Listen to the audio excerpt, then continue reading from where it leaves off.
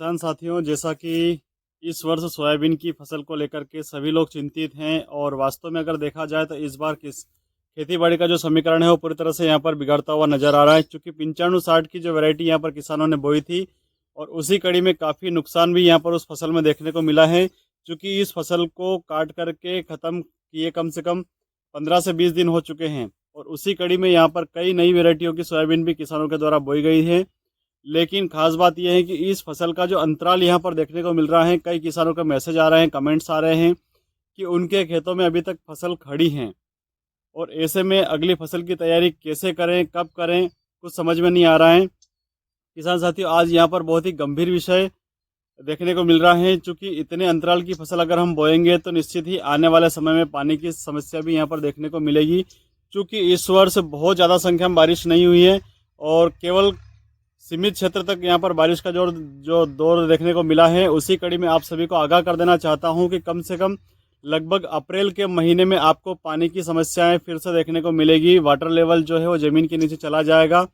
बहुत ही ज़्यादा संख्या में यहाँ पर नदी नाले उफान पर नहीं आए हैं, जिसकी वजह से यहाँ पर आपको पानी की किल्लत देखने को मिलेगी। आप सभी से आग्रह करना चाहूँगा कि अगर अपनी फसलों की कटाई अभी तक नहीं हुई है तो फसलों की कटाई करके और निश्चित ही खेतों को खाली कर दे और हकाई जुताई शुरू कर दे। क्योंकि वाटर लेवल लगातार नीचे गिरता जा रहा है और ऐसे में अगली फसल की तैयारी आप लोग अगर नहीं करेंगे तो आने वाले समय में काफ़ी संकट का सामना करना पड़ सकता है।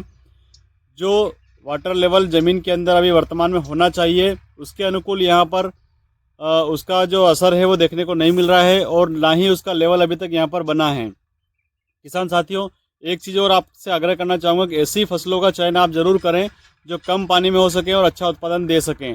क्योंकि वर्तमान में जो सोयाबीन की फसल है उसमें काफ़ी हद तक अपने को नुकसान देखने को मिला है।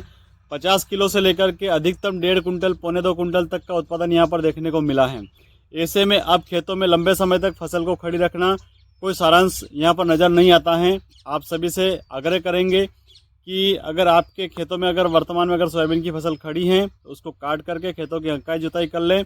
और ख़ास करके एक बात और यहाँ पर आपको ध्यान रखने की ज़रूरत है कि अगर आपके खेतों में जब तक नमी बनी रहेगी तब तक आप अगली फसल की तैयारी करने में कहीं ना कहीं आपको परेशानी का सामना करना पड़ सकता है। इसलिए एक बार 2 बार उसकी हकाई जुताई अच्छे से कर दें, मिट्टी पूरी तरह से बिखरने लग जाए और 2 इंच की खुदाई के बाद में अगर आप उसको हाथ से संभाल करके देखें, अगर कहीं ना कहीं आपको यहाँ पर गर्मी महसूस हो रही है तो ही आप अगली फसल की तैयारी यहाँ पर कर सकते हैं। क्योंकि फसल खड़ी रहेगी, आप लेट हकाई जुताई करेंगे और बाद में जाकर आपको पानी की समस्या देखने को मिलेगी।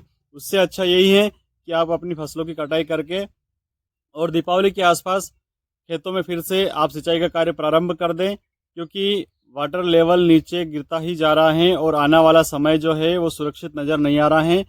एक बार फिर से आप सभी से आग्रह करूँगा, जहाँ तक हो सके कम पानी की फसलें बोएं ताकि लंबे समय तक आप खेती बाड़ी के कार्य सुचारू रूप से चला सकें।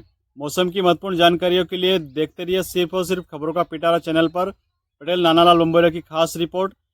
आपके बीच में मौसम का महा अपडेट लेकर के समय समय पर उपस्थित होता रहता हूं और आगे भी निरंतर आप मुझे फॉलो करते जाएं, मेरे वीडियो को वॉच करते जाएं और देखते जाएं ताकि आपकी कोई भी महत्वपूर्ण जानकारी यहाँ पर छूटेगी नहीं। फिलहाल आपसे एक ही आग्रह है कि कम पानी की फसलें बोएं और खेतों में अगर फसल खड़ी हैं तो जैसे तैसे उनको काट करके खेतों को खाली करें ताकि आगे फसलों की तैयारी कर सके।